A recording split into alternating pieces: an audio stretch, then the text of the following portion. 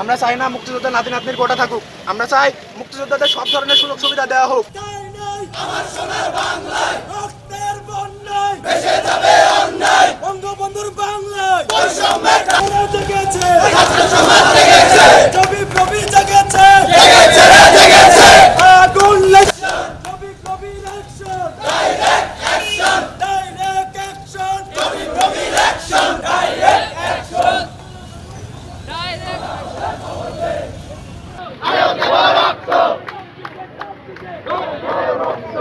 রক্তের বন্যায় বৈষম্যের ঠাঁই নাই, সুযোগের সমতা, সুযোগের সমতা, সুযোগের সমতা।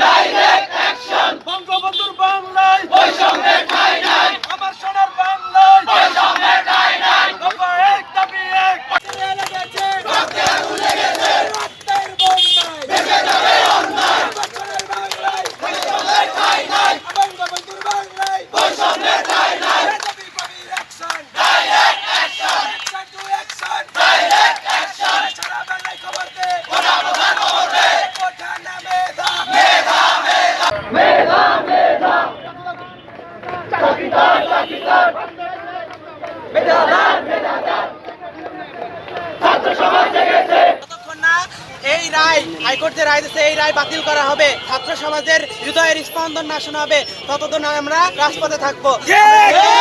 আমরা চাই সংস্কার, সংস্কার, আমরা কোটা সংস্কার চাই। আমরা চাই যারা সুবিধা বঞ্চিত সংবিধানের সাথে মিল রেখে তাদের জন্য কোটা থাকুক, কিন্তু কোনোভাবেই 56% যে কোটা আছে আমরা সেটা মেনে নেবো না। সকল গ্রেডে বৈষম্যমূলক এবং অযৌক্তিক কোটা প্রথা বাতিল করে সংবিধান অনুযায়ী কোটাকে সর্বনিম্ন পর্যায়ে এনে সংবিধান অনুযায়ী অনগ্রসর গোষ্ঠীর জন্য কোটা রেখে সংসদে আইন পাস করতে হবে। 250টিরও বেশি ডিজাইন অপশন নিয়ে ওয়ালটন স্মার্ট ফ্রিজ, বোঝে আপনার প্রয়োজন। দেখুন, মুক্তিযোদ্ধা দেশের অভ্যুদয়কালে মুক্তিযোদ্ধাদের যে কোটা দেওয়া হয়েছিল তার ভেতরে মুক্তিযোদ্ধাদের সন্তান এবং নাতিপতি অন্তর্ভুক্ত ছিল না। তখন যে যৌক্তিক কারণ ছিল, সে যৌক্তিক কারণটা ছিল হচ্ছে আমাদের মুক্তিযুদ্ধে অংশগ্রহণকালে মুক্তিযোদ্ধারা তাদের জানমাল হারিয়েছে, তাদের সম্পদের ক্ষতি হয়েছে, তারা লেখাপড়া করতে পারেনি। এই কারণে দেশের জনগণের মূল স্রোতে তাদের ফিরিয়ে আনার জন্য তাদের জন্য কোটা প্রথা চালু করা হয়। কিন্তু বর্তমানে দেখা যাচ্ছে আমাদের সরকারি চাকরির ক্ষেত্রে 30% মুক্তিযোদ্ধা কোটা দেওয়া হচ্ছে এবং সেখানে মুক্তিযোদ্ধার সন্তানের সাথে নাতিপুতিও আছে। কিন্তু আমরা চাই যে একটা মুক্তিযোদ্ধা, সে আমাদের স্বাধীনতার জন্য লড়াই করেছে, সে কখনো আমরা চাই না মুক্তিযোদ্ধা নাতি নাতনির কোটা থাকুক। আমরা চাই মুক্তিযোদ্ধাদের সব ধরনের সুযোগ সুবিধা দেওয়া হোক। আমরা সেই পক্ষে রাজি আছি, মুক্তিযোদ্ধার সন্তানদের কোটা দেওয়া হোক।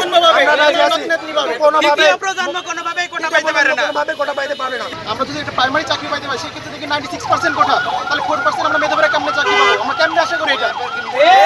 এবং আমরা যদি বিসিএস এ দেখি প্রথম শ্রেণীর চাকরি, সেখানে 56% কোটা, মানে 56% কোটা, তাহলে আমরা 44% বা 40% আমরা কিভাবে মেধাবীরা এখানে টিকতে পারবো? একাত্তরে আমাদের বৈষম্যর বিরুদ্ধে কিন্তু আমাদের যুদ্ধটা ছিল, সেই যুদ্ধটা কিন্তু এখনো বাস্তবতা আছে। আমাদের এই বৈষম্য এখনো পর্যন্ত চলছে, যেখানে আমাদের ছাত্র সমাজ হাজার হাজার লক্ষ লক্ষ মানুষ বেকার গ্রাজুয়েট প্রতি বছর বের হচ্ছে, সেখানে 56% কোটা কোনোভাবে যৌক্তিক হতে পারে না। এই কোটা প্রচুর আশু সংস্কার আমরা চাই এবং সেটা অবশ্যই 5 থেকে 10% বেশি কোনোভাবে আমরা চাই না।